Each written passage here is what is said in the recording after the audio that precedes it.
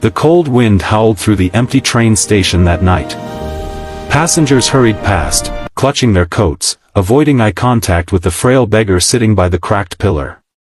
Her hair was messy, her clothes torn, and her trembling hands reached out for spare change. But when Daniel walked closer, his breath caught in his throat.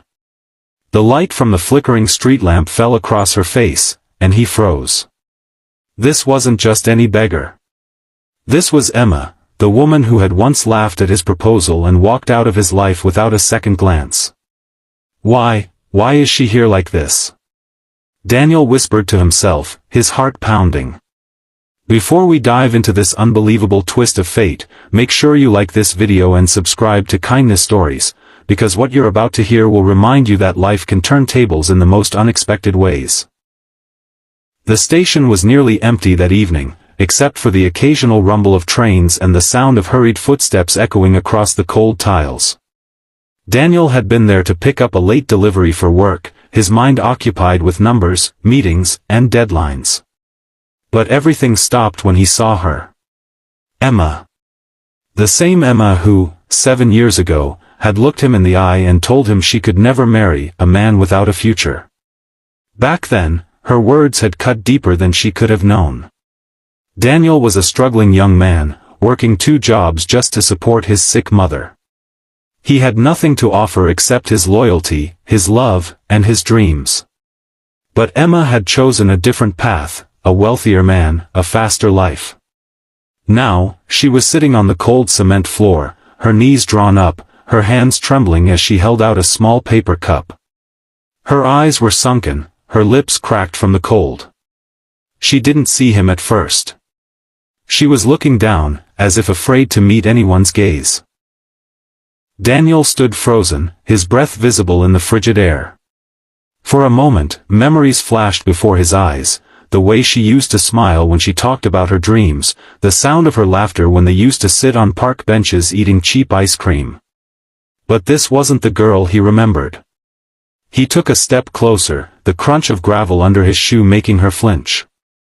Slowly, she lifted her head, and when her eyes met his, they widened. Shock.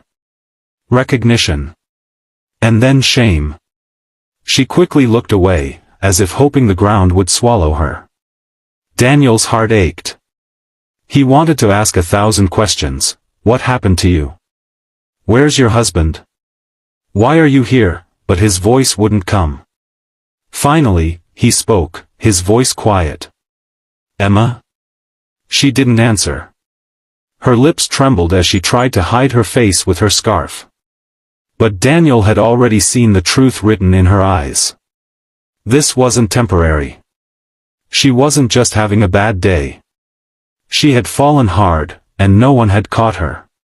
Do you remember me? He asked. Her voice was barely a whisper. Yes. That single word carried the weight of all the years between them. She didn't ask how he was, and he didn't tell her about the business he had built from scratch or the comfortable life he now had. Instead, he reached into his coat pocket and pulled out his wallet. But before he could hand her any money, she shook her head. I don't want your pity.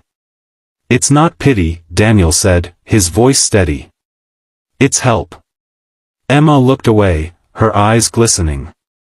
Help is for people who can be saved. Those words hit Daniel like a punch to the chest. This was not the confident, sharp-tongued woman who once turned him down without hesitation. This was someone broken. He glanced around the station, people were walking by, pretending not to see her, as if ignoring her existence made them better. He couldn't stand it. Come on, he said finally, holding out his hand. Let's get you something warm to eat. She hesitated, eyeing his hand as if it were a lifeline she didn't feel worthy to take. Then, slowly, she placed her cold, fragile fingers in his.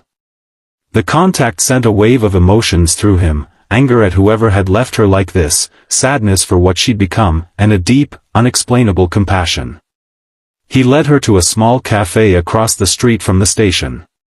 The warm air inside made her sigh softly, as if she hadn't felt heat in days.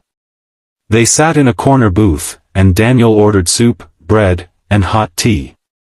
For a while, they didn't speak. Emma stared at the steam rising from the cup, her hands wrapped tightly around it. Finally, Daniel broke the silence. "What happened, Emma?" She gave a hollow laugh. "Life happened." He waited, knowing she needed to tell it in her own time. After a long pause, she began. "After I left, I married Michael. He was charming, wealthy, everything I thought I wanted. For a while, it was good. We traveled, went to parties. I thought I'd made the right choice." Her voice cracked. "But money doesn't protect you from cruelty. He changed. Or maybe he was always that way, and I just didn't see it. The drinking started, then the insults, and then the hitting." Daniel's jaw tightened. He wanted to interrupt, to tell her she should have left, but he stayed silent. "One night, I finally ran. I thought I could start over, but I had nothing. No savings, no friends left. I worked odd jobs, but when I got sick, I lost it all. The streets became my home." She looked down, shame filling her voice. "And that's where I've been." Daniel sat back, his chest heavy. The girl who once walked away because he wasn't enough had been brought to her knees by the very life she chose instead. And yet, instead of feeling vindicated, all he felt was pain for her. "You didn't deserve that," he said softly. She smiled faintly, bitterly. "Maybe I did. I was selfish, Daniel. I hurt you. I thought I was too good for the life you offered." He shook his head. "No one deserves to be abandoned when they're at their weakest." For a moment, they just sat there in silence, the hum of the cafe filling the air. Then Daniel leaned forward. "You don't have to stay out there. Let me help you get back on your feet." Her eyes filled with tears. "Why would you do that? After everything?" Daniel looked at her, his voice steady but full of feeling. "Because I know what it's like to have no one. And because I can't walk away from you again." Emma blinked, stunned. She opened her mouth to speak but closed it again. For the first time that night, a small flicker of hope crossed her face. As they left the cafe, Daniel wrapped his scarf around her shoulders. The snow had begun to fall outside, dusting the world in white. But for the first time in years, Emma didn't feel completely cold. She didn't know what the future held, but at least for tonight, she wasn't alone. The next morning, Daniel brought Emma to a small apartment he kept for guests. She looked around in disbelief, her eyes scanning the neatly made bed, the fresh towels, the warm heater humming softly. This is too much," she whispered. "It's not," Daniel said gently. "You deserve a chance to start over."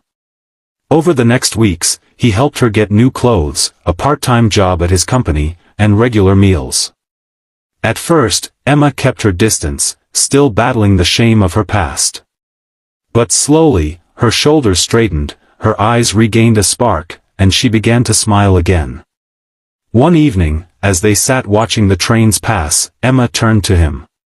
"You could have walked away, Daniel. Why didn't you?" He met her gaze.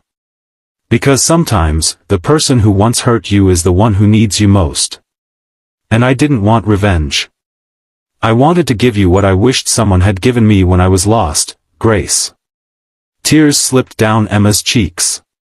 She reached for his hand, holding it tightly. For the first time in years, she felt safe. If this story touched your heart, don't forget to like this video and subscribe to Kindness Stories, because every share, every view, and every subscriber helps us spread kindness even further.